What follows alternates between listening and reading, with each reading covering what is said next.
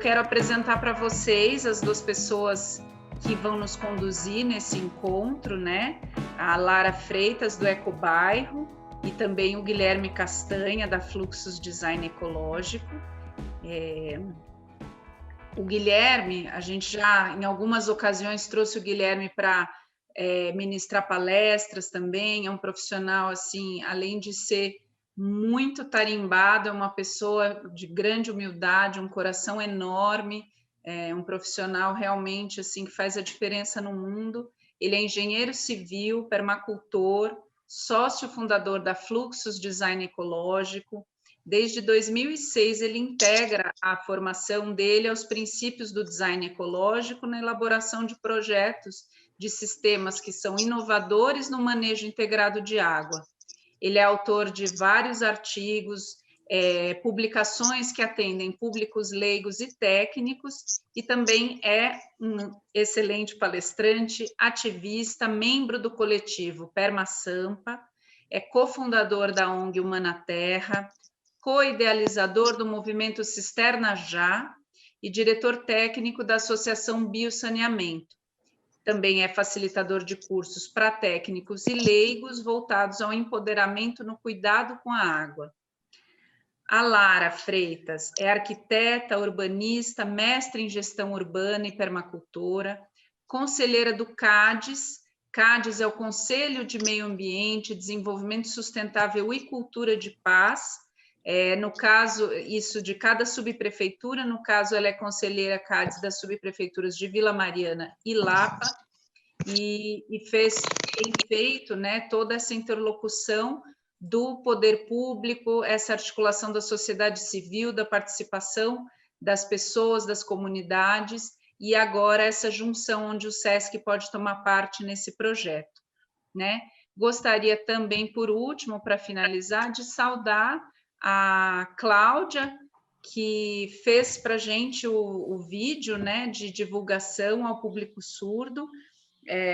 A Cláudia tem uma formação extensa, eu vou falar um pouquinho só, que ela é uma intérprete surda, co-criadora do blog Mundo na Minha Mochila, voltado para o turismo acessível, né, também especialmente para o público surdo, mas não só, dá oficinas de culinária, uma figura realmente muito especial, que foi convidada para fazer esse vídeo de divulgação do curso Jardim de Chuva para a comunidade surda. Então, muito obrigada também à Cláudia pela presença, por ter doado o seu talento para nos ajudar a chegar na comunidade surda.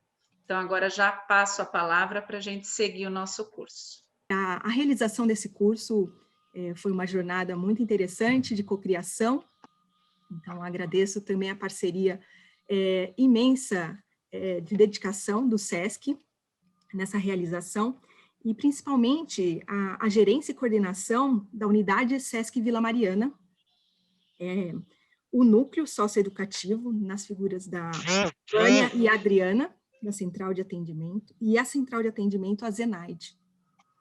Também a gente gostaria de agradecer a Gerência de Educação para Sustentabilidade e Cidadania, a Tânia Perfeito Jardim. Então, muitas pessoas se dedicaram para que esse curso se realizasse, e espero que todos vocês aproveitem. Também, né, nessa jornada, isso é fruto, né, de um trabalho que foi um convite que a Secretaria do Verde fez para o CADES Vila Mariana, para abraçar um projeto piloto de arborização de calçadas. E a partir disso, em 2017, até hoje, a gente vem desenvolvendo e chegamos na sua quarta etapa, onde a gente está criando soluções onde não temos calçadas que são possíveis de plantar árvores. E a partir disso, a gente criou uma solução tanto para acomodar o plantio, que é através das vagas verdes, quanto uma qualificação também para caminhabilidade, para acessibilidade e para o manejo de águas. Então, reunindo todas essas propostas, é o que vocês vão conhecer um pouquinho, é o que a gente vai conversar aqui com esse foco nos jardins de chuva. Então, bem-vindos e bem-vindas. Agradeço, né, imensamente aos conselheiros do CADES Vila Mariana e também à subprefeitura de Vila Mariana, que vem nos acompanhando nesse processo todo, a Secretaria do Verde, na figura da Priscila Cerqueira, que nos conduz tecnicamente nessa jornada, e a todos os envolvidos aí, Horta da Saúde, Comunidade do Verde, a comunidade da Rua das Uvaias, todos os envolvidos para que realmente essa proposta, né, chegasse onde ela chegou. Então, agora, nesse momento, vou passar a palavra para o Gui, e todos mais, né, tem muitos a serem citados, mas sintam-se abraçados e agradecidos por essa jornada. E a todos os presentes que se dispuseram, né, seu horário, abrir as agendas para que a gente possa mergulhar no manejo de águas e entender mais do Jardim de Chuva. Essa parceria com Guilherme Castanha, de muito longa data, é um prazer estar tecendo com você esse momento, e a gente vai ter a cofacilitação da Elisa também nos apoiando. Então, vou passar a palavra para o Gui, e até mais, até daqui a pouco. Lara, eu ia lhe perguntar se você já não quer fazer uma apresentação do Ecobairro, antes de eu começar. Então, assim, como piloto do Ecobairro, Vila Mariana sempre esteve no nosso coração, nas nossas melhores intenções, para que Vila Mariana possa se tornar sustentável e pacífica, e que a gente possa articular as melhores soluções para o território, para que a gente possa enfrentar as mudanças climáticas e criar resiliência comunitária. Então, o Ecobairro vem a partir do seu DNA, a partir das escalas de transformação, buscando colaborar fortemente, né, para que a gente tenha novos caminhos e novas soluções locais, e que comunitariamente a gente possa se fortalecer. Então, depois a gente vai deixar os contatos e vocês vão poder acompanhar mais o que a gente tem apoiado, né, tem participado, realizado em Vila Mariana. Agradeço e passo para o Guilherme novamente.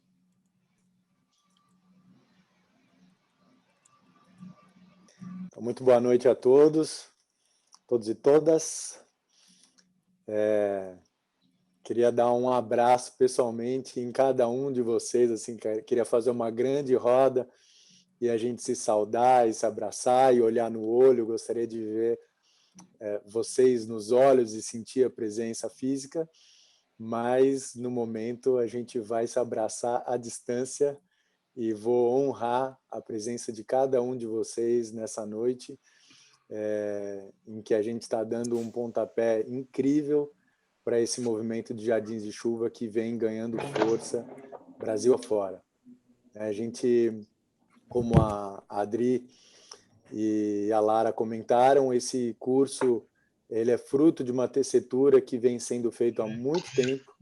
Inicialmente ele aconteceria em março, mas antes disso já teve muitas águas, já rolaram, e aí, além dessas pessoas que a gente está vendo aqui se pronunciando, tem um outro sem número de pessoas que estão por trás das cenas e que estão participando desse trabalho, direta ou indiretamente, e que eu queria deixar um abraço forte e sincero, meu sincero agradecimento pela oportunidade da gente estar aqui hoje e da gente desfrutar desse espaço de construção de conhecimento. Eu vou compartilhar com vocês um pouco da minha experiência e vou compartilhar também um pouco da experiência de outros amigos, porque eu não sou um inventor de absolutamente nada disso, do que a gente vai explorar hoje, nos próximos dias de Jardim de Chuva.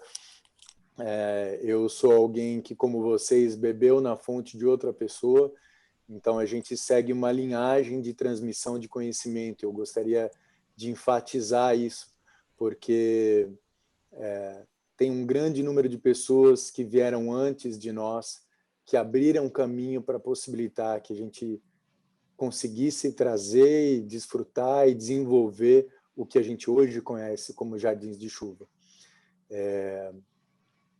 São muitas pessoas que a gente poderia citar, mas eu particularmente gostaria de fazer uma homenagem sincera e de todo o coração para duas pessoas pelas quais eu tenho uma alegria de trabalhar, de conviver, ou de ter convivido, de ter trabalhado. Vocês já conseguem ver a imagem do professor Plínio aqui? Sim. Ótimo.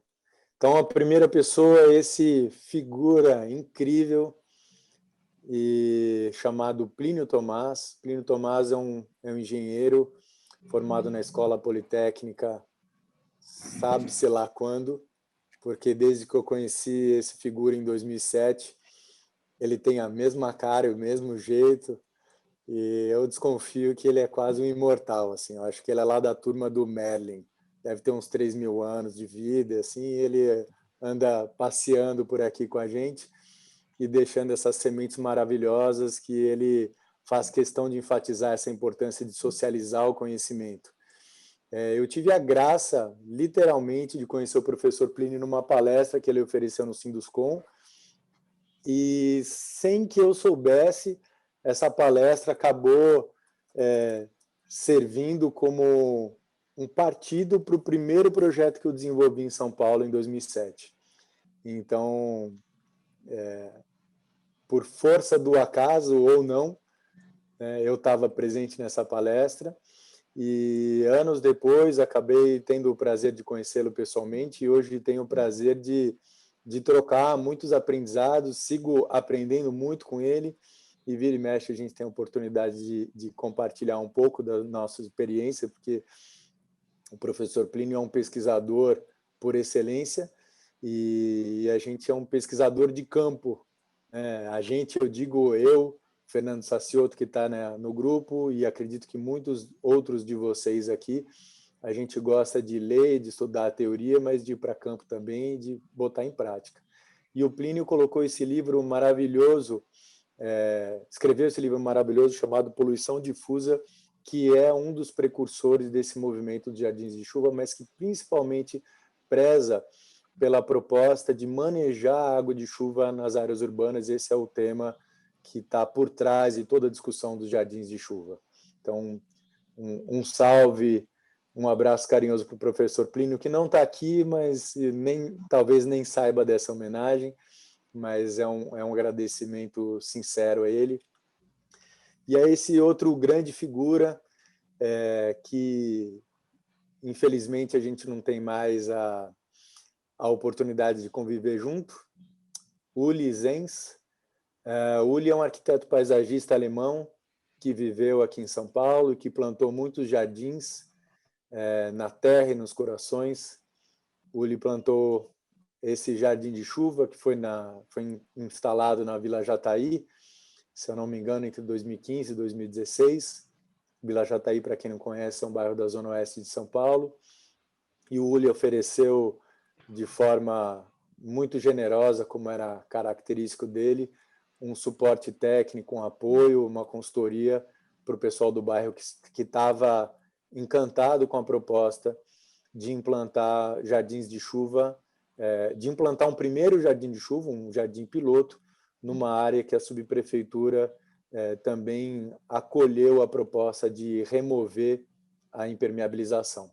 Então, o pessoal do bairro se movimentou, fez contato com o Uli, ele morava ali na região, trabalhava ali também, e aí eles construíram esse jardim, e o Uli foi um cara que também não só me incentivou muito a percorrer esse trajeto, mas a gente sonhou muito com São Paulo repleta de jardins de chuva, e esteja ele onde estiver, eu tenho certeza que ele está celebrando junto com a gente esse novo momento que a gente está vivendo por aqui.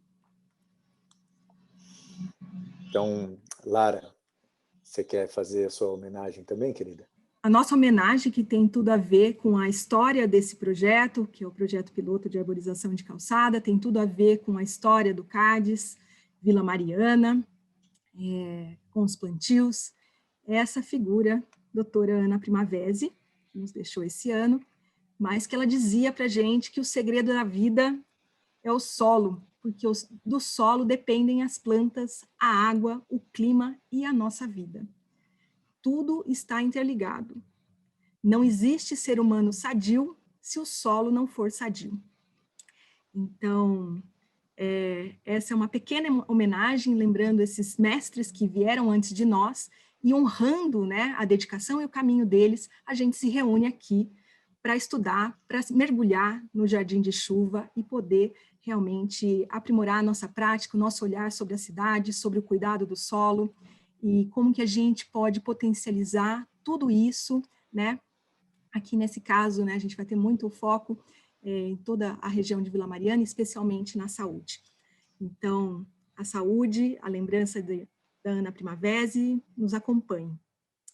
Seguindo nesse processo, iremos aí também compartilhar a programação. Então, eu volto a palavra para o Gui, para que ele possa compartilhar um pouquinho da programação que a gente vai percorrer nesse momento juntos aqui. Muito bem. Então, são quase 7 horas. A gente tem uma previsão hoje de aula até as 8h30. Antes da gente entrar no conteúdo técnico, eu queria falar para vocês como eu organizei, como a gente se dispôs a organizar esse material. Então, basicamente, a gente vai fazer, assim que eu acabar essa apresentação, essa chamada inicial, essa apresentação da nossa organização, da nossa programação, a gente vai fazer uma pequena apresentação, Fluxos. Eu, enquanto Fluxos, vou falar um pouco do nosso trabalho, a Lara também vai falar um pouco mais do Ecobairro. Aí a gente vai ter um momento de partilha em grupos, a gente vai se dividir em grupos nessa ferramenta chamada Breakout Rooms, que é uma forma que o Zoom oferece para dividir o nosso grupo em grupos menores, e a gente vai explorar um pouco, a gente vai fazer apresentações pessoais usando uma ferramenta, eu vou explicar daqui a pouquinho, e aí a gente volta para fazer uma leitura conjunto desse corpo de pessoas incrível que está presente aqui hoje.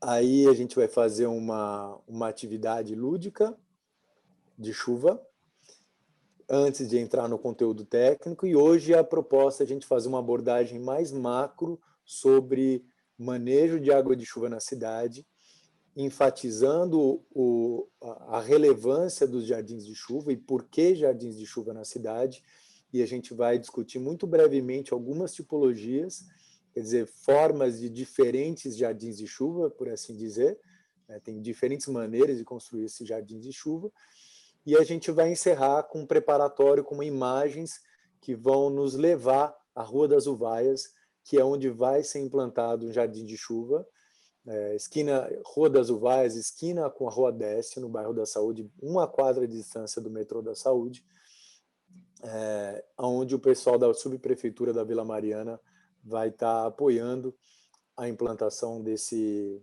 jardim de chuva, que a gente vai visitar presencialmente uma parte desse grupo, né? Tem 20 inscritos, se eu não me engano, para esse dia 22 de novembro.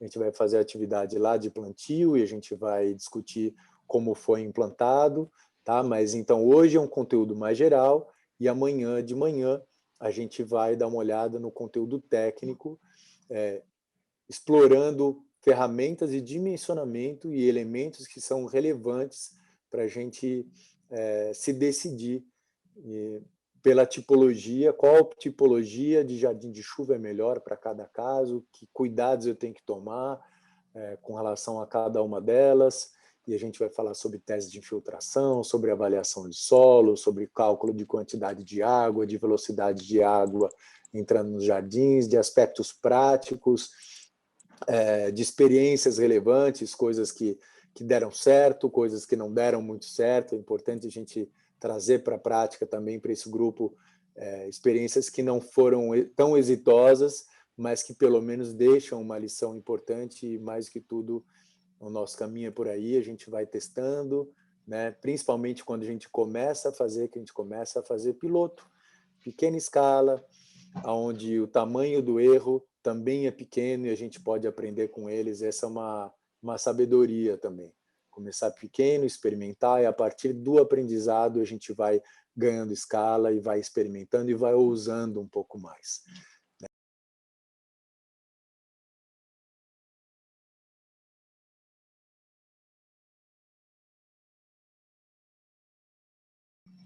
Bom, vou fazer uma breve apresentação da Fluxus, então, gente, bem rápida para a gente começar a entrar nos nossos trabalhos aí.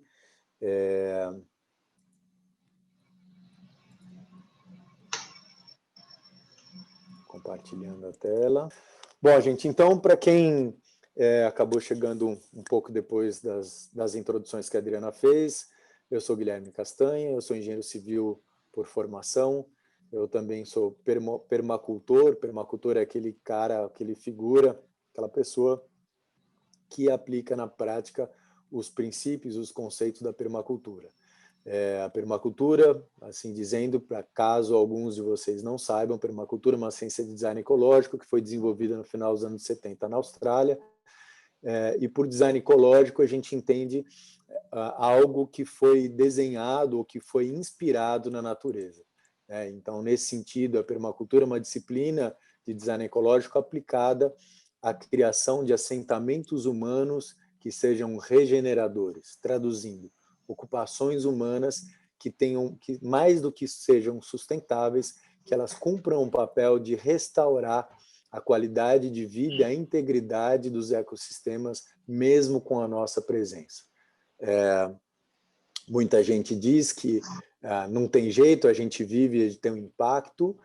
É verdade, tem um impacto, mas a gente pode transformar esse impacto de forma positiva através de uma ação inteligente no espaço. E é disso que trata a permacultura. E eu, quando ouvi falar da permacultura a primeira vez, eu fiquei encantado e falei, é isso que eu quero descobrir, que trem é esse aí, vou fazer um curso. Fui lá, fiz um curso e descobri que era aquilo que eu queria para o resto da minha vida. Isso foi em novembro de 2003. E de lá eu tive uma oportunidade de viver no Instituto de Permacultura, 1 ano e meio, até eu ter contato com uma oportunidade, até eu vivenciar uma oportunidade que me conectou com a importância de eu colocar a minha formação de engenheiro a serviço de algo maior.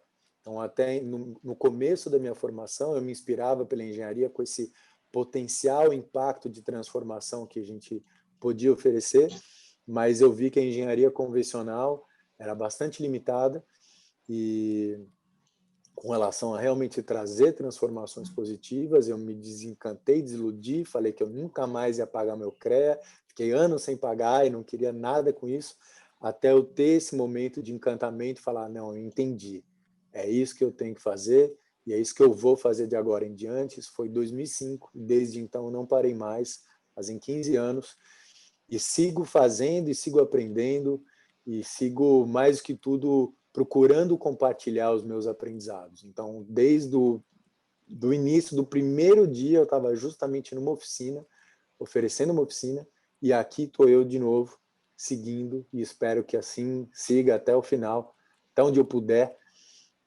e a Fluxus carrega muito disso. Então, as imagens que eu trago para vocês aqui são referências de trabalhos que a Fluxus fez. Então, essa primeira imagem aqui em cima é de um projeto que nós desenvolvemos.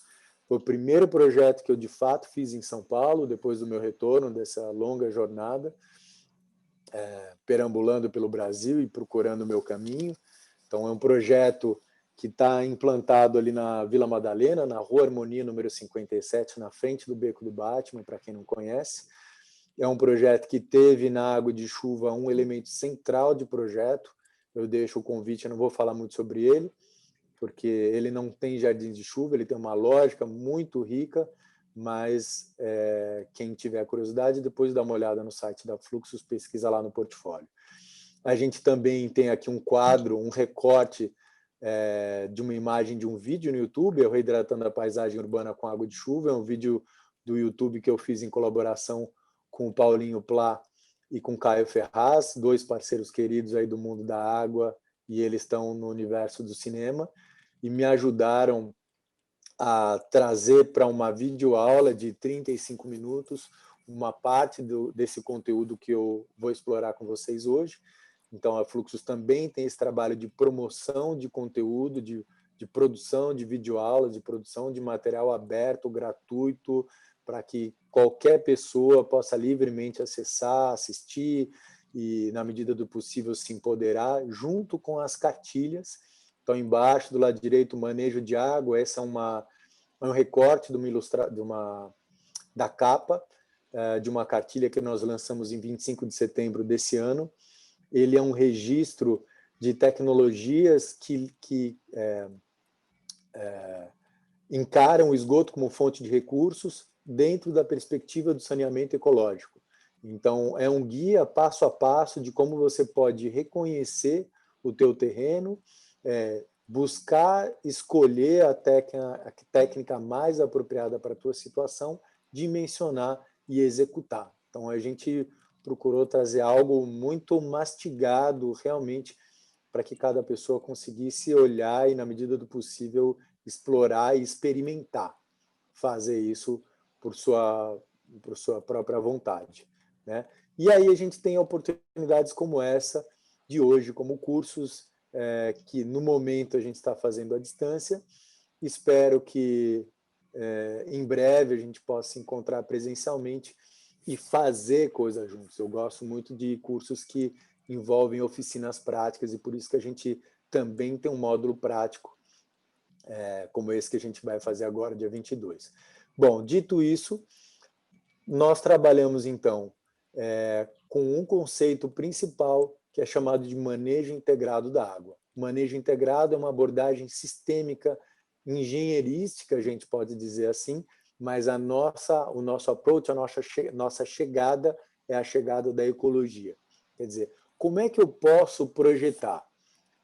Considerando que eu tenho uma visão maior de espaço, de interesse da saúde, da qualidade dessa paisagem que eu vou intervir, e que existem princípios fundamentais para o desenvolvimento da vida nessa paisagem. Como é que eu posso, tecnicamente, engenheiristicamente ou não, porque não precisa ser um engenheiro para entender o que a gente está falando aqui, mas como é que eu posso, através de uma técnica, lidar com essas diferentes esferas, abastecimento, manejo de água de chuva e esgoto, num olhar único, que é relativo à essência da água, que é uma só.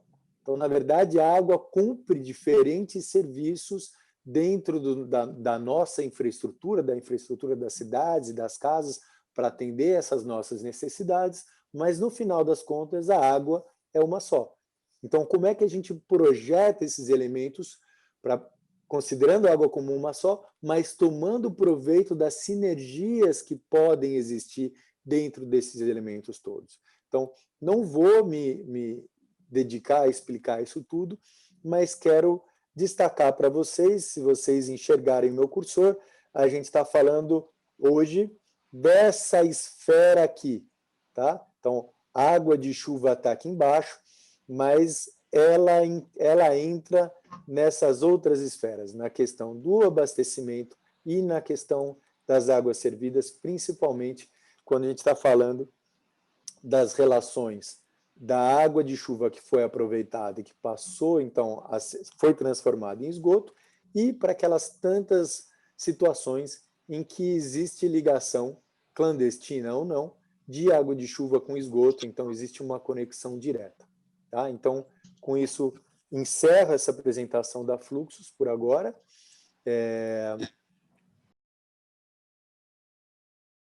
Uma das coisas que eu entendi ao longo desse processo de trabalhar com água, de projetar com água e de querer fazer o melhor, de querer realmente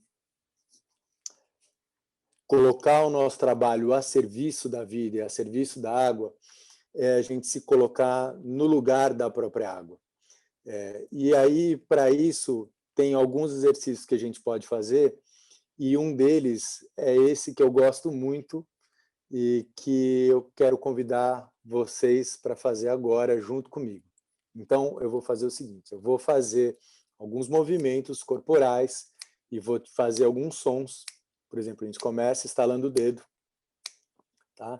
Para trazer esse barulho de como se estivesse garoando.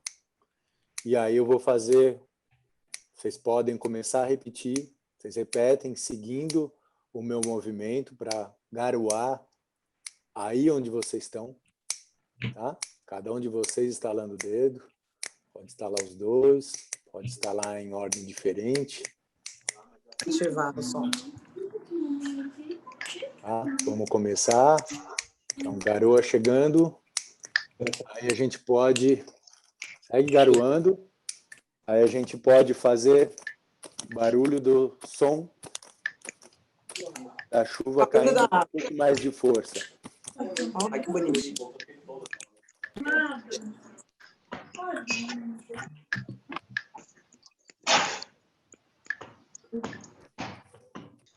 Procura internalizar essa sensação da chuva caindo sobre o solo. A chuva umedecendo as folhas das plantas. Aí a gente faz com mais vigoroso, mais rápido, chuva apertando.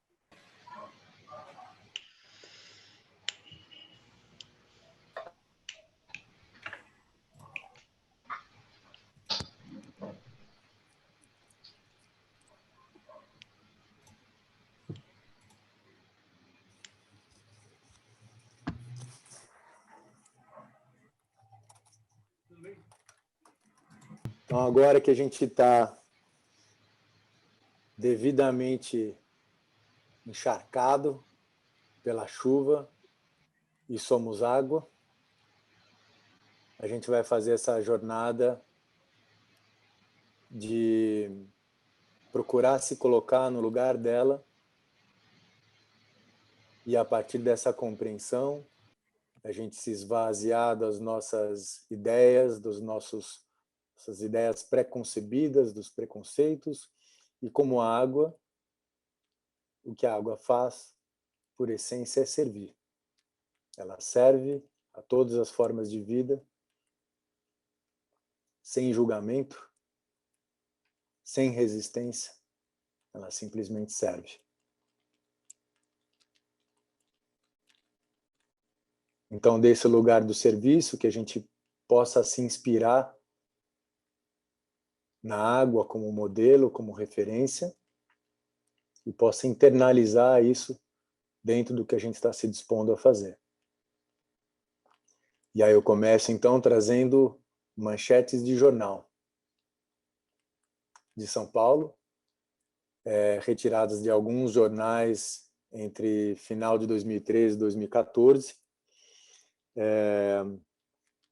Nem todos vocês estão aqui na capital, tem várias pessoas fora. Que eu saiba, tem pessoas de diferentes estados aqui, junto da gente hoje. Mas certamente todos vocês ouviram, presenciaram esse momento, né, em que São Paulo viveu uma terrível crise de abastecimento e que isso não é uma exclusividade de São Paulo. Então, essas manchetes de jornal trazem algumas pistas importantes para a gente. Trazem aí, então, que em plena seca o bairro sofre com enchente. Então, como que é isso, né? A gente não tem água na torneira, mas tem bairro sendo alagado. Recordes históricos de temperatura, variando de 39 até com sensação térmica de 47 graus na cidade. E típico de outono, quer dizer, em pleno verão, a gente tem um comportamento térmico com grande variação térmica, quer dizer, durante o dia muito quente e no final do dia muito frio, com baixa umidade do ar. Essa característica, essa leitura, a gente pode fazer uma leitura a partir dessas informações aqui, Basicamente, isso aqui nos remete a um ecossistema basicamente desértico, onde ele não tem capacidade de acolher e de manter a água de chuva no espaço, uma temperatura em temperaturas extremas e grande variação térmica com baixa presença de umidade. Isso aqui é um perfeito deserto, mas São Paulo, como vocês sabem, foi implantada, né, foi instalada, se a gente pode dizer assim, na Mata Atlântica, no berço das águas aqui, na cabeceira do Tietê, desse rio que avança para dentro do continente, que vai desaguar lá no Uruguai, lá embaixo, depois de dar um rolezão enorme na fronteira do Brasil e vai descendo em direção ao Oceano Atlântico. Então, essa cidade que tradicionalmente, ou que originalmente foi ocupada justamente em função da disponibilidade da água, da disponibilidade dos alimentos, vivenciando uma dificuldade extrema de acesso ao abastecimento e uma incapacidade de lidar com as suas próprias chuvas. Num paralelo curioso, eu venho trabalhando há alguns anos em Brasília. Em 2018, eu fui convidado para fazer um projeto lá, e eu pisei em Brasília no dia, para fazer esse primeiro projeto, no dia que foi decretado a crise, oficialmente foi reconhecida crise de abastecimento, e essa é uma manchete de jornal daquele momento. O plano, né, o plano piloto, pode ficar até 2 dias sem água por semana. E aí, como eu sigo frequentando Brasília, ano passado eu fui fazer uma visita para uma palestra, e aí eu pego essa manchete de jornal: após temporal, Brasília fica com medo de chuva. Então, assim, em 2 anos, a cidade vive esse extremo de não ter água nenhuma versus fica com medo de chuva porque não consegue lidar com a água de chuva que cai lá. Quer dizer, essa paisagem urbana é completamente incapaz de lidar com a água de chuva que naturalmente cai sobre o terreno. Então, assim, trazendo uma breve referência de ocupação para a gente entender esse fenômeno da urbanização, porque esse é um fenômeno que está ocorrendo no mundo inteiro. As ocupações que por volta de 1950 eram mais rurais, a maior parte da ocupação era rural, então começou a ser mais urbana. E aí, como é que a gente planeja uma infraestrutura de abastecimento, uma infraestrutura que lida com água nas cidades, tendo um crescimento absolutamente desordenado, muito rápido, né, numa velocidade que é incompatível com o desenvolvimento da infraestrutura que deveria acompanhar a cidade. Então, basicamente, a cidade explode e a infraestrutura é criada de uma maneira assim, sem muito critério, meio que no susto, para atender essas grandes necessidades então que se fizeram. Então, pouco mais de 100 anos atrás, São Paulo era uma porcentagem muito pequititica desse mapa que a gente está vendo aqui, e agora a gente vê essa cidade desse tamanho. O crescimento é muito menor, mas ele segue crescendo na lógica de ser incapaz de lidar com sua própria água, e passa a depender da água que é fornecida pelos municípios ou pelos mananciais que estão mais na borda dessa grande metrópole. Quero destacar, então, eu falei do Caio Ferraz, do Paulinho Plá aqui, tem um vídeo maravilhoso, é uma websérie chamada Volume Vivo, o episódio 2, chamado Água de Dentro, fala sobre isso assim com muito critério, eu recomendo vocês assistirem. Bom, dentro desse fenômeno da urbanização, a gente também tem esse crescimento das chamadas ilhas de calor, que é esse aumento de temperatura ambiente gerado a partir dessa capacidade de armazenamento de temperatura das construções, dessa forma de ocupação à base de muito concreto, muita superfície impermeável e muito asfalto. Então, a gente está lidando com materiais que a gente chama de grande inércia térmica. Quer dizer, eles têm uma capacidade grande de armazenar o calor. E, por conta disso, ele armazena o calor durante o dia e libera o calor durante a noite, de forma que o ambiente ao redor dessas grandes ocupações, desses grandes maciços urbanos, é muito mais quente do que ao redor, do que nas periferias. Então, a gente vê diferenças de temperatura de pelo menos 3 graus e daí para cima. É muito nítido, né? Quando a gente, de repente, eventualmente, não sei se vocês têm experiência, mas está em São Paulo, na zona sul de São Paulo, que é a área mais verde da cidade, de repente você chega no centro urbano, é surreal a diferença de temperatura, né? E isso não muda só a temperatura, mas muda também a dinâmica de água de chuva nesses lugares, porque um lugar mais quente oferece massas térmicas mais quentes, e isso vai criando uma dificuldade das massas de ar úmido conseguirem adentrar, e outra que, por ter menos cobertura vegetal, a gente tem menos evapotranspiração. Então, se eu tenho menos evapotranspiração, que é essa umidade gerada a partir das superfícies das folhas das plantas, eu tenho menos umidade no ambiente. Se eu tenho menos umidade no ambiente, eu tenho menos chuvas. E se eu tenho menos chuvas e eu tenho um ar mais quente, eu tenho dificuldade de fazer com que as chuvas sejam convidadas para entrar nesse espaço. Então, eu crio uma barreira. As ilhas de calor são barreiras para a chegada das chuvas, e esse foi um fenômeno central do que a gente vivenciou na crise de abastecimento, principalmente entre 2013 e 2015. Um outro aspecto é que essa geração de grande temperatura faz com que a intensidade das chuvas seja muito maior. Quer dizer, hoje em dia, disse que a quantidade de água que tem chovido nas cidades não tem alterado, mas tem aumentado a intensidade pluviométrica, quer dizer, chove a mesma quantidade em eventos menores.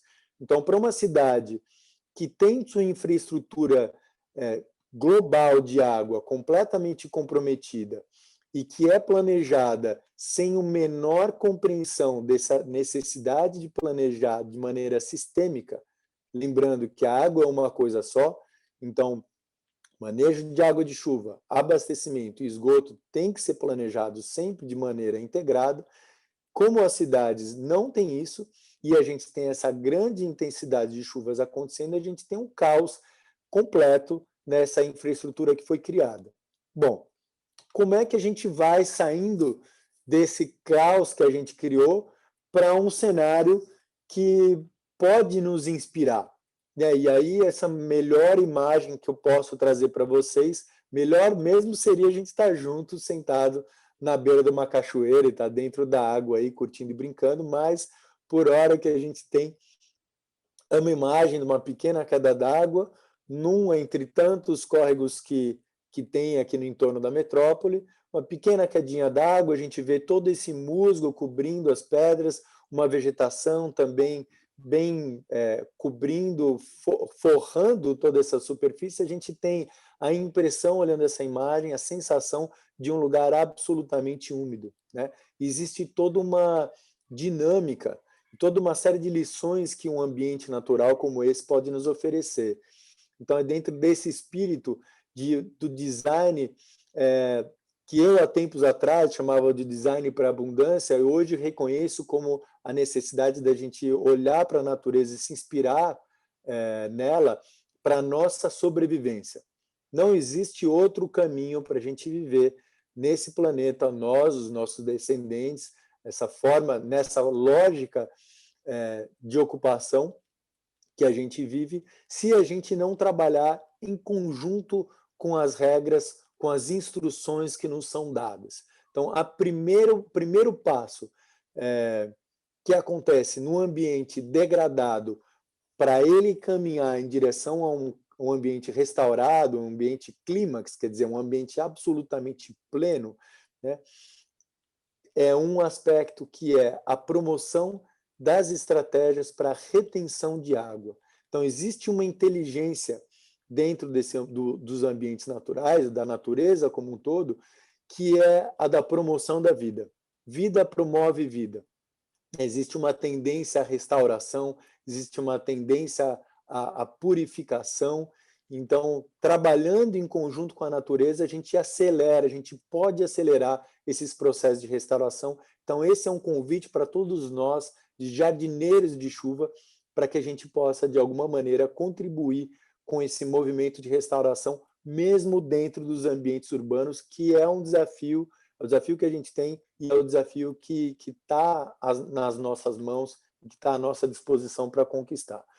Então, outros dos ensinamentos, né, que eu chamo aí do manual de instruções, é que se toda a água que existe no planeta, ela sempre existiu, então existe essa dinâmica que faz com que essa água se movimente, se distribui, se purifique no planeta ao longo do tempo e do espaço, né? Então, eu, particularmente, a primeira vez que me caiu a ficha, eu achei incrível eu pensar que o que eu estava bebendo, a água que eu estava bebendo, um dia já passou dentro de um dinossauro, né, que passou dentro de qualquer forma de vida que passou no planeta aqui há séculos, há milênios, há milhões de anos atrás. Essa mesma água atravessou todas essas formas de vida. Então, a gente precisa entender que não existem mistérios, não existem dificuldades para a água percorrer e restaurar e se reciclar e se purificar no processo. O maior entrave é a gente que faz através da nossa forma de ocupação. Então, trazendo esse grande ciclo da água, que de uma certa maneira todos nós conhecemos, mas compreendendo que esse grande ciclo da água é formado por pequenos ciclos locais de água. E isso que eu queria destacar para vocês aqui. Então, existem esse macro ciclo, grande ciclo, mas existem pequenos ciclos locais que vão contribuindo para a formação desse ciclo maior. Então, por mais que a gente esteja meio careca de saber, entre aspas, a água do mar evapora, se agrega em pequenas partículas que sobem a partir das florestas, e se agregam e se condensam, caem em forma de chuva, caem sobre a superfície das folhas das árvores, aquela história toda, a gente começa a entender que existem pequenas nuances dentro dessa compreensão do ciclo da água, que as cidades que estão à beira-mar sofrem menos o efeito da urbanização do que quem está dentro do continente, porque à medida que a gente vai entrando no continente, a gente depende da evapotranspiração das árvores para termos chuvas. Se não tem árvore, não tem chuva. Aqui na nossa região, muitos de vocês já ouviram falar dos rios voadores, que são trazidos pelas correntes de ar lá da Amazônia, batem nos Andes, chegam aqui para o sul. Para isso tem de novo, o Volume Vivo, tem o episódio 3, fala de onde vem a água, então recomendo também que vocês assistam esse episódio. Fala com isso aqui com muita profundidade, é um material muito lindo, mas enfim, voltando então aos nossos pequenos ciclos d'água, a gente começa a perceber que toda intervenção tem um efeito local. Então a gente pode olhar isso, o pequeno ciclo d'água na escala da cidade, mas a gente pode olhar esse pequeno ciclo d'água na escala da nossa casa, na escala do nosso bairro, na escala da nossa rua, e entender que cada pequeno elemento desses contribui para a construção desse ciclo maior. Então a gente vai do micro ao macro a partir dessas pequenas intervenções.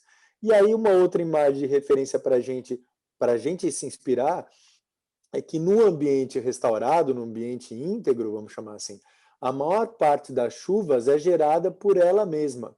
Quer dizer, a evapotranspiração, evaporação, transpiração e evapotranspiração, de uma maneira geral, contribui pelo menos para 3/4 das chuvas. Desse outro 1/4 das chuvas que cai por ela, a maior parte, em absoluto, é retida e infiltrada. Ela é retida por um solo muito poroso, né? Muitos de vocês já tiveram a oportunidade de dar uma caminhada na mata descalço, em que a gente sente primeiro a umidade do solo, o solo sempre úmido na floresta, por mais que façam dias que não chova. E a gente tem um solo muito fofo, então tem uma estrutura, tem espaço ali dentro dele para acolher a água de chuva que cai. Então, a água de chuva cai sobre a superfície das folhas, então ela perde velocidade, é trazida pelos galhos das árvores, né? cada árvore, cada planta tem uma arquitetura, tem um desenho, tem um projeto, vamos chamar assim, que propicia o acolhimento, a chegada da água de chuva ou a distribuição dessa água para fora. A gente pode pensar nas palmeiras, por exemplo, as palmeiras jogam água para fora. Se a gente olha um abacaxi, uma bromélia, que tem as folhas centradas, né, ela direciona a água para dentro. Então, cada planta tem sua inteligência para promover, de toda forma, a redução dessa velocidade e fazendo com que essa água chegue e seja acolhida vagarosamente no solo, e a partir disso ela possa infiltrar lentamente, porque o solo tem espaço. E aí, infiltrando essa água vai atingir os lençóis freáticos e vai manter o fluxo perene das nascentes que vão abastecer os cursos d'água. Então, no ambiente íntegro, tem a tendência a ter menos variações de vazão nos cursos d'água do que nos ambientes urbanos. Então, no ambiente urbano, a maior parte das superfícies são impermeáveis, então, por conta disso, a água cai sem uma proteção, ela cai com impacto grande, direto sobre as superfícies, e corre imediatamente. Então, ela não tem a possibilidade de infiltrar. Então, se a gente olhar na imagem à esquerda, a gente vê que tem um escoamento aproximadamente de 5%, 95% fica retido e infiltra. No ambiente urbano é o extremo oposto. Só uma merreca de 5% infiltra e a maior parte, em absoluto, escoa, vai embora, causando todos esses problemas sobre os quais a gente vem conversando aqui. Então, uma outra coisa importante é que muita gente fala, olha, não, mas eu tenho tantos por cento de área permeável do meu terreno, é um gramadinho, mas um gramado compactado não adianta, assim, ele pode até ser permeável, mas ele tem pouca capacidade de acolhimento dessa água de chuva. Então, como eu falei para vocês, um solo estruturado, um solo de floresta, um solo de uma área íntegra, em que ele tem uma estrutura muito porosa. Então, a gente tem aquele horizonte zero, horizonte A, que é o nome técnico dessa primeira camada de solo aqui, que está nos 25, 30 centímetros aqui da superfície, aquela terra mais preta, que tem aquele cheiro gostoso, né, de terra mesmo viva, que a gente pega, tem um bocado de micro-organismos e macro-organismos também. Então, a maior parte da água no ambiente protegido fica aqui. Quando a gente compacta, por mais seja uma área permeável, essa graminha estaria aqui embaixo, nessa linha. Então, é um solo que já não tem muita capacidade de acolhimento. Por conta disso, ele vai escoar. E quanto maior o escoamento, menor a nossa capacidade de acolhimento local. E é maior a quantidade de água que vai correr no seu quintal, que vai correr nas ruas e que vai correr em direção aos rios e que vai causar alagamentos e enchentes diversas. Então, uma primeira dica importante que a gente tira daqui. Primeiro, a gente precisa, para acolher água de chuva, a gente precisa de solos estruturados, tá? Descompactados e de solos vivos. Quanto mais vivo é o solo, melhor, porque ele vai criando condições propícias para o acolhimento dessa água e para o desenvolvimento da vida, que no final das contas é o que a gente está fazendo. Nosso papel aqui de jardineiro, dentro das diferentes tipologias que a gente vai trabalhar, é de promover a vida lidando com esses dois elementos, né? Água, mineral, e o solo também, e toda a vida que está envolvida a partir dele. Bom, outra inspiração que para mim é uma das mais emblemáticas, esse aqui é um desenho muito tosco, né? Esse é um desenho que me acompanha, eu gosto dele, assim, eu tenho um carinho por ele. Tem desenhos mais bonitos que falam sobre a drenagem de uma bacia hidrográfica. Então, basicamente, esse é um desenho que está mostrando uma bacia hidrográfica, quer dizer, toda essa área que está marcada em branco com esses cursos d'água, ela é drenada, ela forma um corpo d'água final, então ela é contribuinte para esse corpo d'água, para esse rio, tá bom? Isso aqui é o que a gente chama de bacia hidrográfica. Bom, o que tem para mim de mais maravilhoso nesse desenho esquemático? É que a gente consegue compreender que a vida desse corpo d'água, a integridade desse corpo d'água, ela é feita das contribuições de cada pequeno trecho, de cada pequeno córrego, de cada pequena nascente que tem dentro dessa área completa. Então, se acontece vamos dizer, a gente tem essa área completamente protegida, a gente tem um rio íntegro, tá? A gente tem uma qualidade de vida desse ecossistema muito boa. Então, acontece uma pequena intervenção num pontinho aqui onde está o meu cursor, tá? Uma pequena intervenção nessa cabeceira. Qual é o impacto dessa intervenção nesse corpo d'água final se eu tenho todas as outras áreas íntegras? Né? Ele é muito pequeno. Então, o que isso aqui está me dando de lição? É um conceito que a gente chama de descentralização. Ou seja, trazendo isso aqui para a nossa esfera, seria a gente comparar uma lógica de abordagem de gestão de água de chuva nas cidades que lida com poucos elementos, para com um, dois, três, meia dúzia de elementos para cumprir funções essenciais, versus eu quebrar e ao invés de trabalhar com poucos elementos, eu distribuo isso na paisagem e eu descentralizo essa mesma função que o piscinão, entre aspas, está contribuindo aqui, que no caso seria só de atenuação desse escoamento. Então, eu descentralizo isso em uma série de medidas diferentes, das quais eu trago algumas imagens para vocês: um telhado verde, uma captação de água de chuva, jardins de chuva, mas não um, não dois, não três. A gente está falando de centenas, a gente está falando de milhares dessas aqui distribuídas na paisagem, de forma que elas não só atenuem o impacto desse escoamento na cidade, mas que tragam uma série de outros benefícios, que evapotranspirem essa água para a atmosfera, que melhorem o microclima, que sirvam como água para abastecimento não potável, né, que tragam, que construam habitats saudáveis para essa fauna urbana, que também precisa de espaço para desenvolvimento. Então, mais do que uma função, a gente fala de multifunções descentralizadas. Então, os jardins de chuva está inserido dentro dessa proposta de gestão descentralizada. E aí a gente sai desse cenário em que a gente tem paisagens que são incapazes de acolher água de chuva, em que a gente tem telhados que escoam para o jardim, para o quintal cimentado, ou para um quintal gramado, para uma terra batida, e as árvores plantadas em cima, né? Quantas praças, gente, tem nas cidades que estão mais altas do que as ruas, e estão mais altas do que as calçadas, né? Então, quando chove sobre a praça e escoa para fora. Então, esse é o cenário que a gente tem hoje, versus a gente desenhar paisagens que sejam capazes de acolher toda essa água de chuva. E aí a gente vai explorar um bocado disso.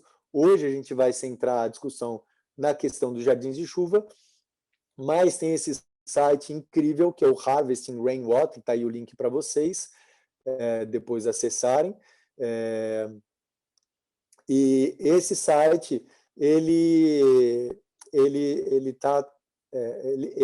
elenca alguns dos trabalhos de um sujeito chamado Brad Lancaster, que escreveu esse livro chamado Rainwater Harvesting, que é captação de água de chuva, mas tem um bocado de material gratuito lá. O trabalho dele é muito especial, recomendo a vocês, quem tiver a oportunidade de acessar, dá uma procurada lá depois.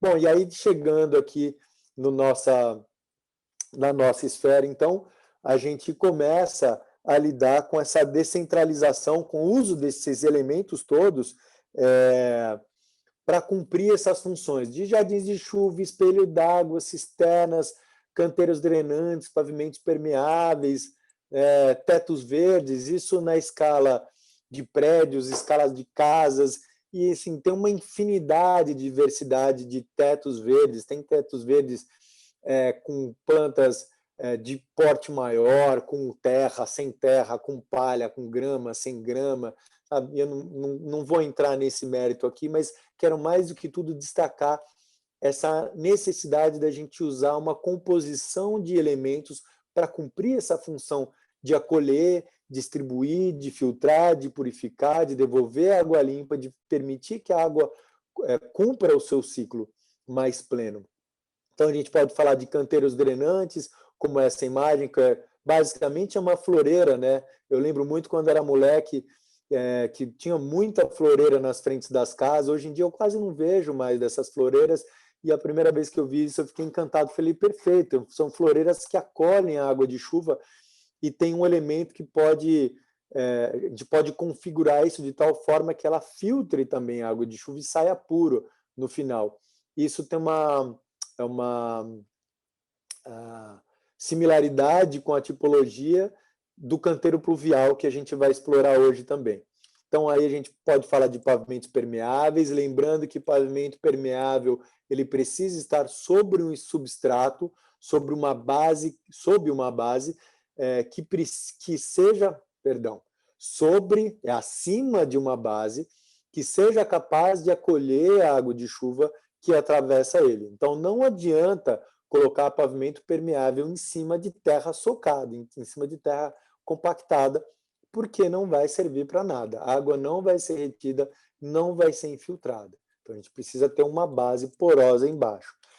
Aí a gente pode falar de cisternas de captação e aproveitamento de água de chuva, a gente pode falar de espelhinhos de água, né, pequenos laguinhos, coisas nesse sentido, que, enfim, estou falando de laguinho porque a gente está olhando a imagem da casa, mas se a gente pensa numa escala de planejamento maior do bairro, né, os parques poderiam também ter lagos que cumprissem essa função de acolhimento da água de chuva. Lá no livro do Plínio Tomás, que eu falei lá no começo da apresentação, tem uma série de outras tipologias, bacia de retenção estendida, que aí exploram com mais técnica, numa outra escala, o que a gente poderia fazer com relação a esses lagos. E a gente tem o jardim de chuva, maravilhoso, que a gente vai falar agora, e ainda tem infiltradores, e tem outros elementos, tá? Isso aqui são alguns deles, só para a gente ter uma noção da capacidade, do potencial que a gente tem nas nossas mãos. Bom, jardins de chuva é essa coisa incrível, e eu acredito muito na beleza do simples, e o jardim de chuva, para mim, é o autêntico, o bonito é pequeno, sabe? É maravilhoso. É uma escavação rebaixada, de poucos centímetros, essa profundidade a gente vai discutir amanhã, quando a gente falar de teste de infiltração, que são plantados com espécies nativas de preferência, mas essencialmente com espécies que sobrevivem, que tolerem períodos de seca e de chuva, tá? Então, não são espécies essencialmente aquáticas, porque vai ter um período longo de seca que elas não vão sobreviver se fossem só espécies aquáticas. Então, são espécies capazes de tolerar essas variações de umidade, tá? E que acolhem toda essa fauna urbana, que infiltram água, que devolvem água para a atmosfera através de evapotranspiração e que purificam a água. Então, a gente está falando de acolhimento da água, de redução, então, dos picos de enchentes, tá? Claro, a gente está falando de uma microescala, né?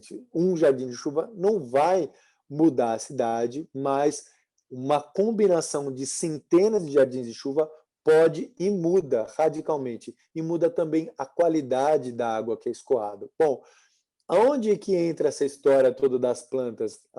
A beleza maior delas para mim é que o jardim de chuva ele traz um casamento perfeito, porque a água de chuva precisa encontrar o solo, mas ela precisa do Santo Antônio casamenteiro, né? É um casal que ele precisa de uma mediação, ele precisa se conhecer, mas precisa de um acolhimento, precisa de um chego gostoso, assim, de uma apresentação. E quem faz essa apresentação, essa mediação, é a vegetação. Porque a chuva, quando ela chega com força e se ela bate num solo quente, o solo, ele repulsa, ele não acolhe, ele expulsa a água. Então, não tem integração, não tem casamento entre os dois. Quando entra a vegetação, primeiro que ela oferece uma barreira para o impacto direto, como eu comentei para vocês. E aí a água já chega um pouco mais lentamente. E segundo, que ela ajuda a manter aquela estrutura do solo aberto. Ela mantém o solo aberto pronto para acolher a chuva que está chegando, que está querendo ser acolhida. Né? Então, um solo aberto passa a acolher água de chuva e a gente tem a vegetação sombreando também. Como o solo está sombreado e a matéria orgânica resultante do apodrecimento das folhas secas, das folhas mais velhas, dos galhos, enfim, dos animais que estão por ali, morrem, eles ajudam a manter o solo aberto. Então, eles contribuem para fazer com que esse casal se encontrem.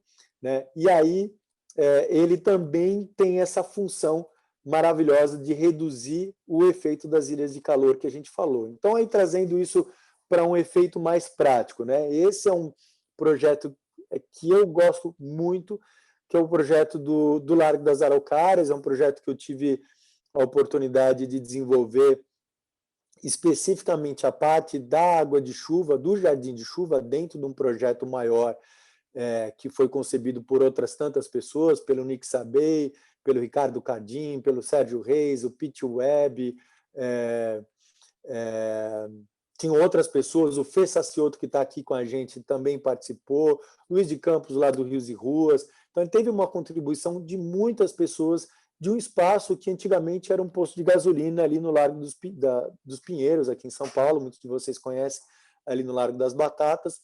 Então, foi feita uma retirada dos tanques depois do processo de despoluição, né, de descontaminação dessa área. E aí, então, essa praça foi planejada para acolher a água, e aqui a gente vê a passagem de tubulações. Então, tinha uma série de dificuldades na época, a gente ficou pensando, quem sabe a gente põe uma grelha para as pessoas se tocarem que tem água de chuva correndo por aqui, mas ali é um espaço aberto, de muito trânsito, e é um espaço que é muito depredado.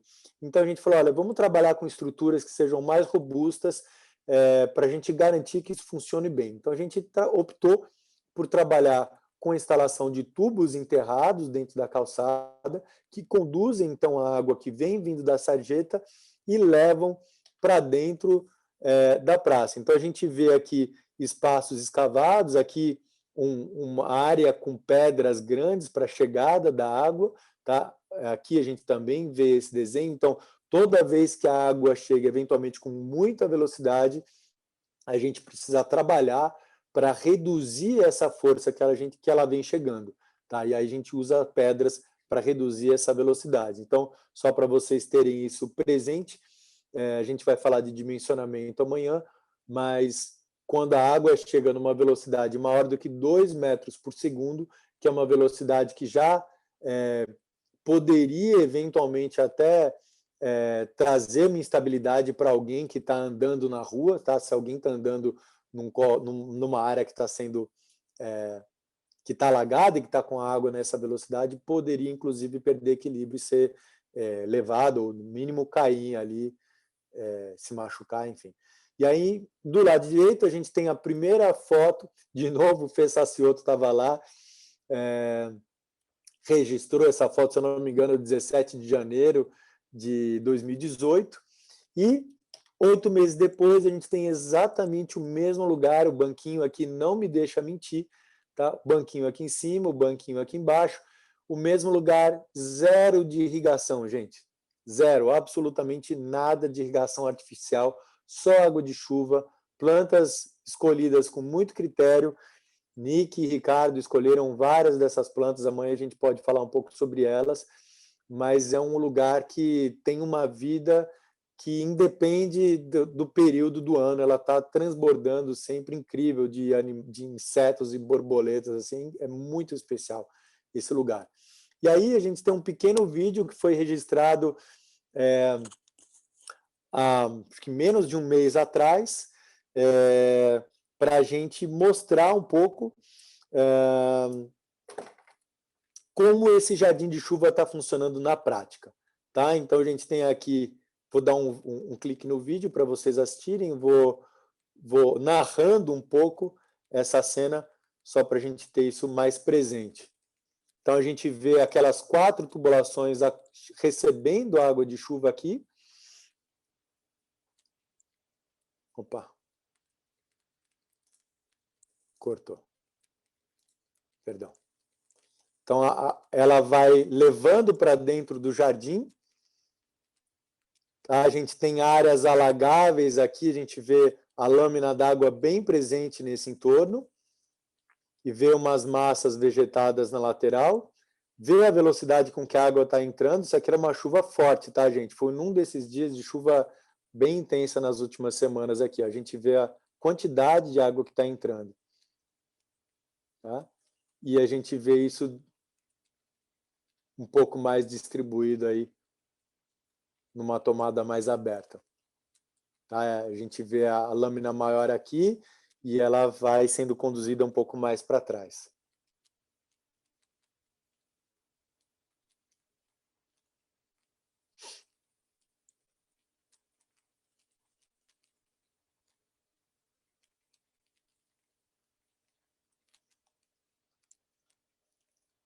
Então é isso. Aí, bom, para quem tiver curiosidade, esse projeto está disponível lá no portfólio do site da Fluxus, tem um endereço na apresentação para quem quiser acessar. E quando eu digo projeto, é isso mesmo, essa imagem desse projeto técnico com os detalhes de como foi feita a captação, a entrada de água da rua, como foi a chegada de água da rua dentro do jardim, como é que a gente projetou o transbordamento, se eventualmente acontecer um transbordamento do jardim de chuva, para onde é que ele vai. Então, são elementos técnicos que estão inseridos dentro do projeto. E aí, eu vou fechando com esse elemento, que é o elemento de projeto da Rua das Uvaias, é o que a gente chama de canteiro pluvial, né?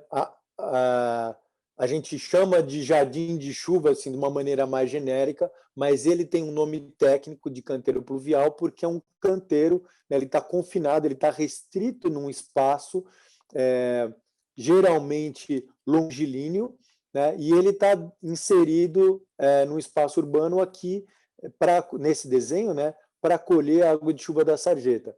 Então, do lado esquerdo a gente vê um corte de como a água de chuva escoa da rua para dentro da sarjeta, tem uma base de pedras que recebe essa primeira chegada de água de chuva antes dela ter contato com o solo, tem uma camada de solo aqui protegendo a instalação dessa guia aqui junto da calçada, tem uma certa camada de um substrato, um solo preparado, a gente vai falar sobre isso amanhã, e uma base drenante embaixo. Se a gente olhasse isso em planta, então a gente teria, de novo, agradecendo o Fê Sacioto pela sessão do desenho, isso aqui é um desenho de planta que ele fez, a entrada de água de chuva por um recorte, por um rebaixamento da guia, poderia ser um recorte puro e simples, aqui é uma guia recortada e aqui é uma base que está no nível da sarjeta, então a água é conduzida para dentro desse espaço, ela é acolhida a partir daqui, chega numa base de pedras, depois ela encontra o substrato. Antes dela sair, porque os canteiros pluviais eles lidam com uma quantidade de água maior do que a capacidade de acolhimento dele, então ele é projetado para acolher o que é possível, mas a água atravessa, passa por ele e segue caminho.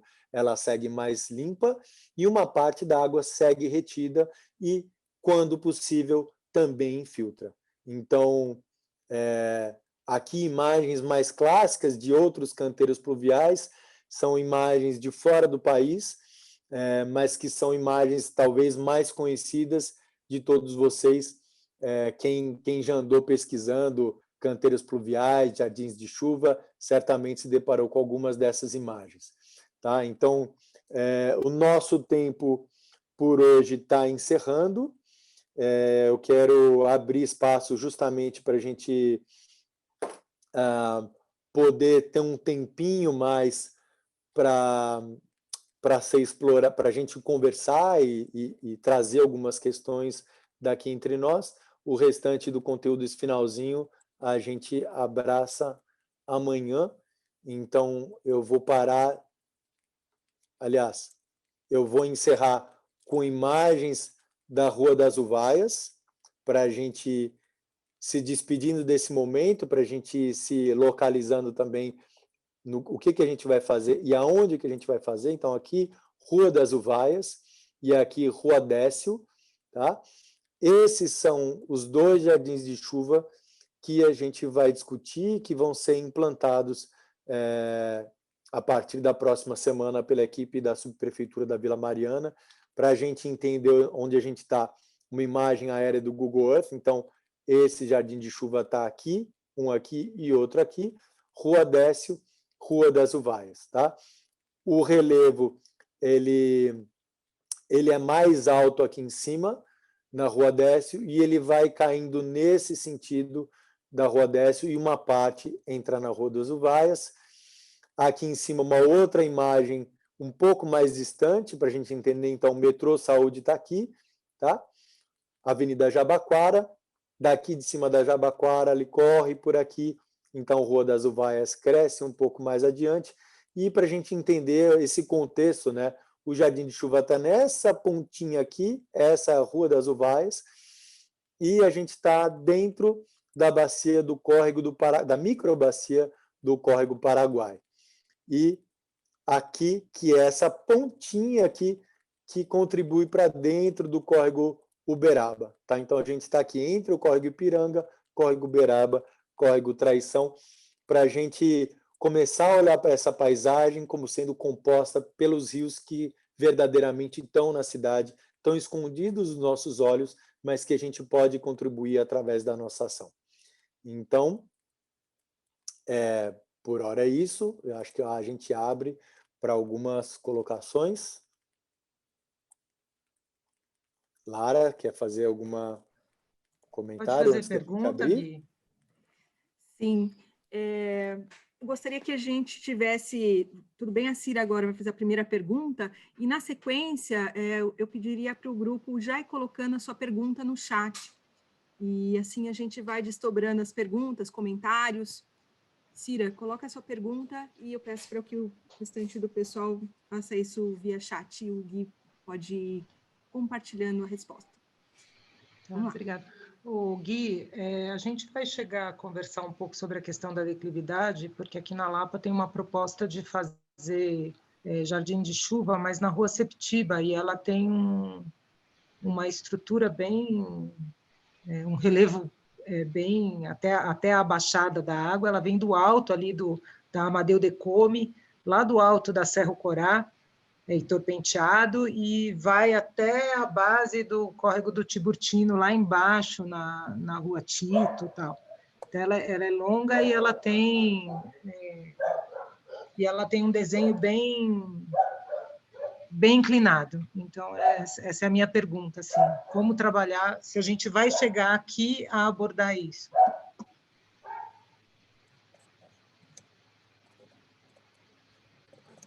Cira, eu quero compartilhar uma imagem com vocês, que é um link que eu gostaria de abrir para vocês poderem assistir, que é o seguinte. Deixa eu só achar aqui, compartilhar a tela. Eu tenho uma compilação de imagens que eu salvo nesse endereço do Pinterest. Eu vou copiar ele dentro do nosso chat, porque aí depois fica fácil de vocês buscarem, tá? Opa, perdão, eu copiei a programação.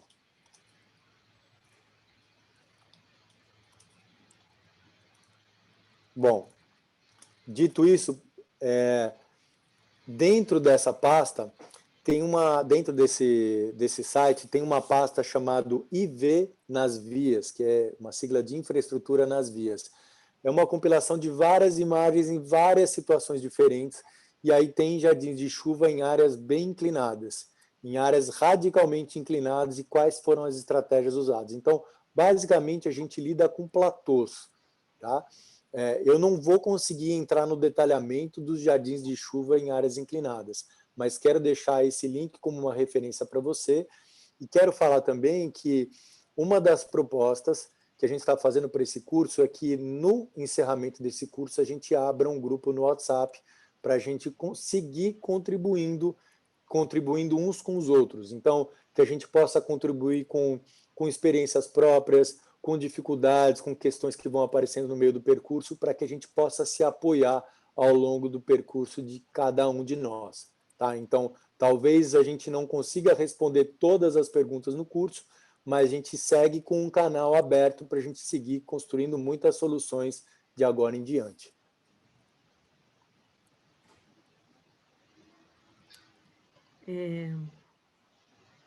Estou aqui com algumas observações no chat. Eu não sei quem que é o iPhone, acho que é a Priscila. Na escolha das espécies, como você sugere? Quais critérios considerar para melhor compatibilizar arbóreas e herbáceas? Sou eu, Lara. Desculpe. Você ouviu? Eu tenho um manual de paisagismo chamado Pitch Web, que muitos de vocês devem ouvir e conhecer. Cara, só gargalhando, né? Que também é um gnomo, né? Que tá disfarçado de ser humano temporariamente aqui com a gente, distribuindo esse conhecimento. Mas o Pitch é um cara a quem eu recorro nas situações mais difíceis. E aí o Pitch me ensinou uma coisa que eu quero compartilhar com vocês, que é um aprendizado que foi incrível. Assim, a primeira vez que ele passou para mim, eu falei, não, mentira isso, cara. Que foi o seguinte, a gente estava num lugar em que tinha um bocado de íris versicolor, né? Essa falsa íris que a gente conhece, essa de flor roxa, folhas longilíneas verdes, né? E eu falei, nossa, Pete, que curioso, né? Tem tanta dessa íris aqui, ela tá super bem, as outras plantas estão meio mirradas, né? Aí ele falou, mas é porque ela é fria, né? Eu olhei para ele e falei, o que você está falando, cara? Fria. Eu falei, ela é uma folha fria, encosta nela, sente a temperatura dela. E aí eu fui encostar e falei, não, põe o rosto, porque o dedo a gente tem pouca sensibilidade, põe no teu rosto, sente ela. E aí eu realmente senti que ela tinha uma certa temperatura. Ele falou, pega a outra folha da outra planta, não lembro que planta que era. E realmente era diferente. E aí o que ele me ensinou através disso? Que existem espécies que têm a capacidade de condensar a água. E essas espécies são as espécies de folha de temperatura mais baixa, essas folhas frias, ajudam a condensar a água. Então, eu talvez não tenha um rol tão grande de plantas para compartilhar com vocês, né? Tenho certeza que paisagistas aqui podem contribuir muito melhor. Mas se a gente começa a olhar para essas plantas que vivem bem, não sobrevivem, né? Mas que vivem, se desenvolvem com vigor em áreas sem irrigação, e sacando um pouco dessa perspectiva de plantas que são coringa, como o Pete fala, né? Lança esse coringa. O agapanto é um coringa, porque o agapanto é uma planta também de folha fria que condensa a água e ele traz a umidade da atmosfera mesmo nos dias secos e distribui essa água para o entorno. Tá? Então, acho que a gente vai falar um pouco mais sobre plantas. O pessoal que está aqui no grupo também está comentando o chat, eu estou com o chat aberto aqui vendo, mas, enfim, fica essa dica também de a gente perceber e sacar as temperaturas e lembrar quais são essas coringas, tá? Maravilha. O Sérgio também, né, fez essa observação que as características, né, de plantas resistentes à seca e à água demandaria menos manutenção. Isso, acho que reforça o que você acabou de falar, né? O André Graziano, né, está dizendo que eles fizeram, ele é ligado à Sé, a subprefeitura da Sé, Fizeram o maior dos nossos jardins na rua Major Natanael, no Pacaembu, desde Dr. Arnaldo até o estádio, basicamente só em ladeira. Quer comentar algo? Não? Tudo bem. O Guilherme gostaria de saber se temos mais informações sobre a parte prática amanhã, só para nos programarmos certinho. Como não veio nada ainda no e-mail, fiquei na dúvida. A gente fala isso amanhã, quando a gente estiver terminando a sessão, a gente dá maiores informações, Guilherme. Segura aí, até amanhã. A gente compartilha. A Paula, né, a Paula mora na Rua das Uvaias. Amanhã falaremos sobre as plantas escolhidas para os canteiros da Rua das Uvaias.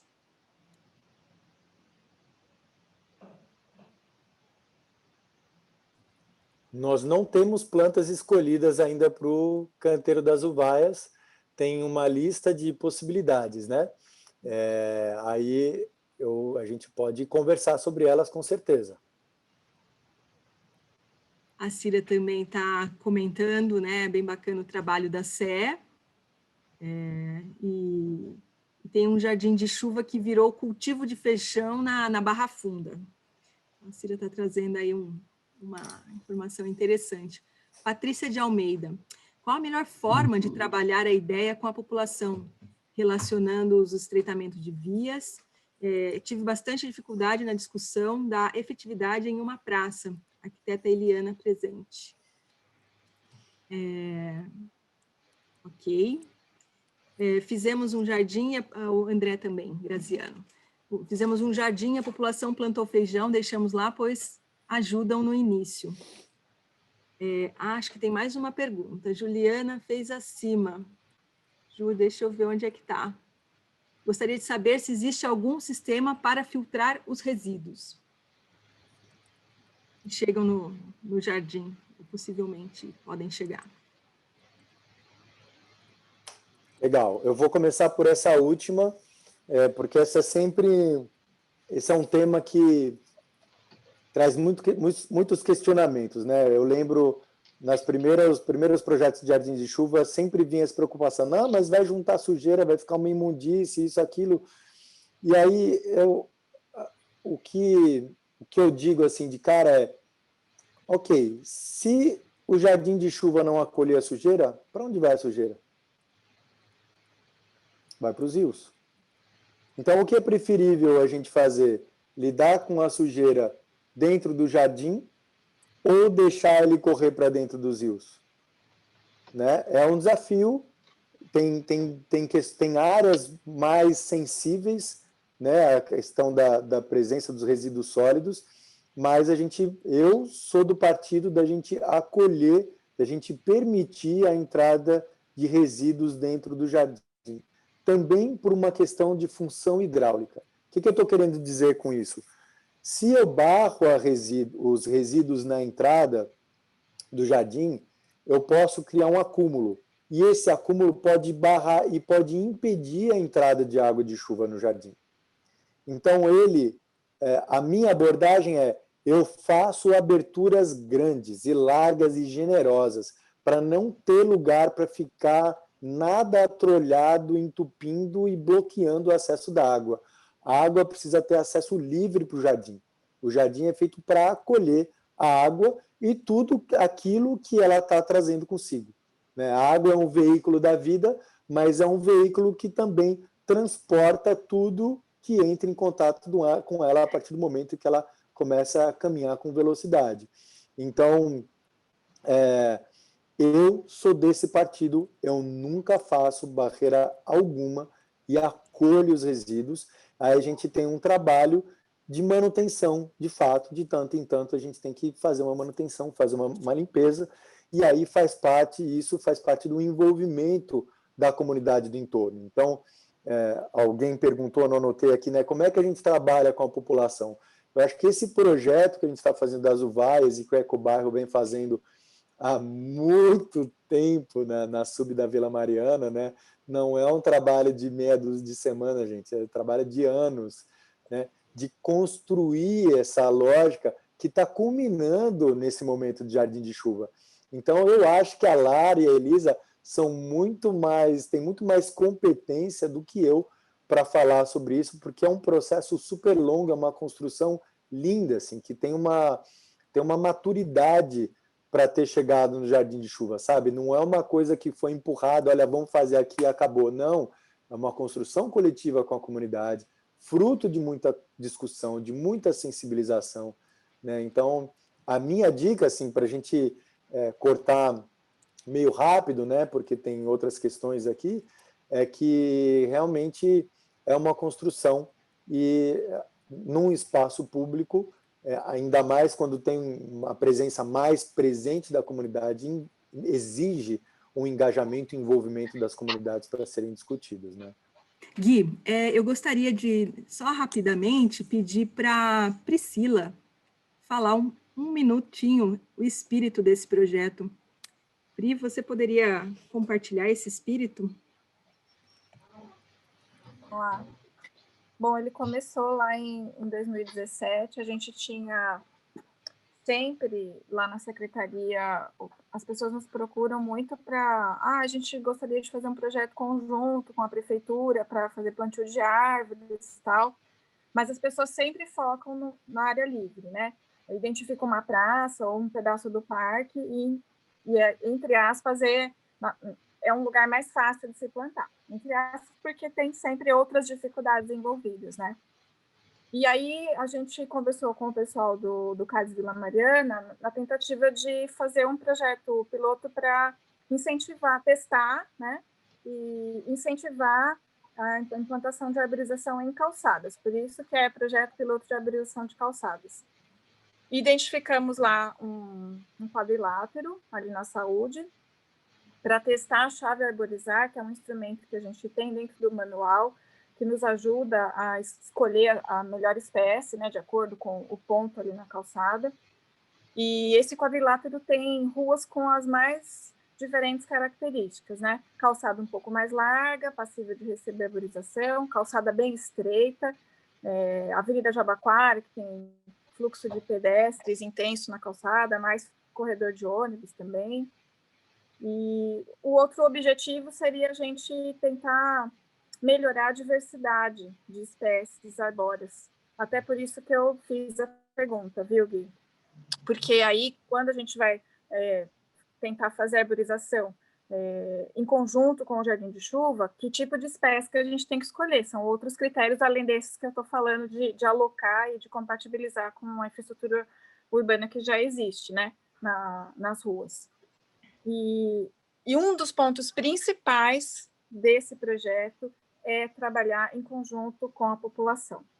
Que a população participe desde o momento da gente analisar o espaço onde a árvore vai ser plantada, qual é a melhor espécie, quais são os benefícios que essa arborização vai trazer para aquele local, né? Então, desenvolvemos todas as etapas em conjunto com a população aí da região da saúde, né? Acho que eu falei tudo, Lara. Sim, depois a gente foi avançando, como a gente está na quarta etapa, né? Primeira, segunda, terceira etapa, a gente trabalhou esse plantio nas calçadas, e aí chegamos nessa etapa de mais dificuldade de disponibilidade de espaço, e veio o pessoal do Sampapé também, a gente começou a trabalhar aí a questão do índice de caminhabilidade, a segurança, né, do pedestre, e entramos nessa vereda aí do Jardim de Chuva, né? Como é que a gente pode melhorar a infiltração de água? E são muitos aspectos aí que estão envolvidos no projeto. Ele foi ampliando e ficando cada vez mais bonito, né? Mais legal de fazer. Acho que é isso, Lara. Se eu esqueci alguma coisa, você complementa. Não, acho que essa é a síntese mesmo. Eu estou vendo aqui, eu gostaria de pactuar mais 10 minutos para a gente poder terminar de responder as perguntas e a gente finalizar. Tudo bem, pessoal? Podem dar um ok no chat aí para a gente entender se 10 minutos é factível para todos e todas aqui? Podemos nesse sentido? Ok, obrigada, senti alguns oks. Boa, Carlos, tem um sinalzinho que pode ser reactions aqui, né? Reações aqui embaixo, quem quiser dar um joinha, a gente agradece. Então, voltando aqui algumas perguntas, e voltando a palavra para o Gui, né? Temos também a questão da relação das plantas, né? A Paula trouxe as plantas com os cães, então, é uma informação importante, assim, só para falar, a Paula Passos, ela é síndica e moradora da Rua das Uvaias, então também agradecer a comunidade das Uvaias presente, né, porque é importante o olhar também, cada vez mais o olhar do local. O estreitamento, no caso, tem a ver com a questão do território em tombamento. Eliana, acho que eu perdi, acho que ficou a sua fala cortada. Eu volto nela após a próxima pergunta. O André colocou mais informações e a Fernanda, voltando, está perguntando como são as etapas de manutenção pós-implantação. Acho que vale a gente explorar isso, porque é um aspecto que a gente ainda não falou, mas talvez o Gui possa trazer uma primeiro insight, primeira abordagem sobre isso. Eu tinha planejado falar sobre manutenção amanhã. Então, podemos segurar um pouquinho a pergunta. Então também. tá, então a gente segura essa pergunta para amanhã, porque a gente tem um olhar um pouco mais profundo, né? Eu queria até dizer assim que tem várias pessoas aqui que têm bastante experiência, já estão implantando jardins de chuva há um tempo, mas tem outras pessoas que estão se achegando no mundo de jardins de chuva agora, então daí a importância da gente percorrer esse caminho de vir de lá de trás, conceituando, explorando. Então amanhã a gente vai entrar um pouco mais nesse detalhamento, né, nesse aspecto mais fino dos jardins e de como projetar e como manter, o que pode acontecer, e aí, enfim, a gente vai ter espaço para outras contribuições também, né? Sim, e eu acho que só para perguntas mais técnicas, eu acho que casa bem com amanhã, a gente vai salvar todas essas perguntas e retomar amanhã, até durante a fala do Gui, eu acho que pode ser destacado alguns dos comentários e perguntas aqui, mas eu gostaria de comentar a colocação da Mônica Borba, que ela diz que propôs um jardim de chuva no Parque das Crianças, na escola Amorim Lima, e ganhamos o edital do vereador Pólice Neto. Este projeto será contratado pela Secretaria Municipal de Educação e gostaria de saber como foi realizado o trâmite do Jardim do Lago de Pinheiros, no âmbito institucional do poder público, privado e sociedade civil.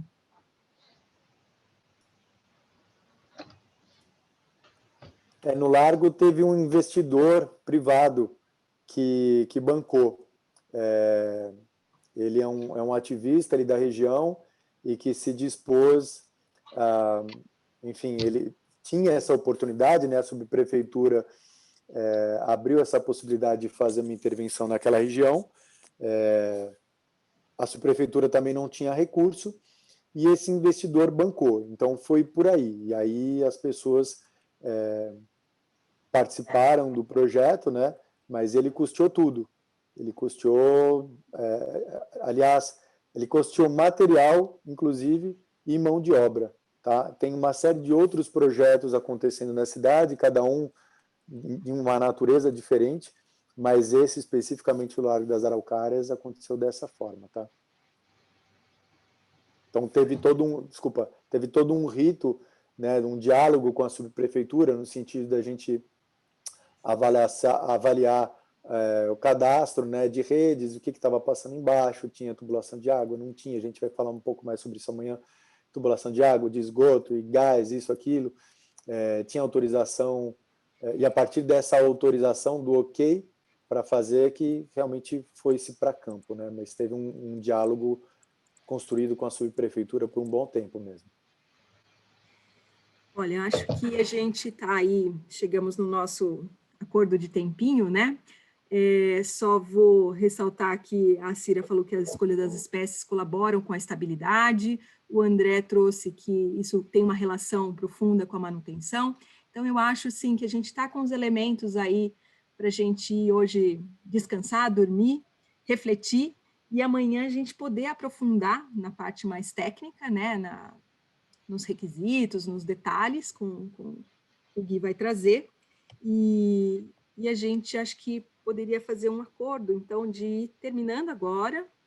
E tem duas perguntas que eu acho que também vale a gente conversar amanhã, que é sobre o custo médio, né? Então, o Kleber trouxe esse ponto aí, a importância da estruturação do jardim, ou a solução, a Patrícia de Almeida está fazendo um lembrete também, a fundamentos do entorno.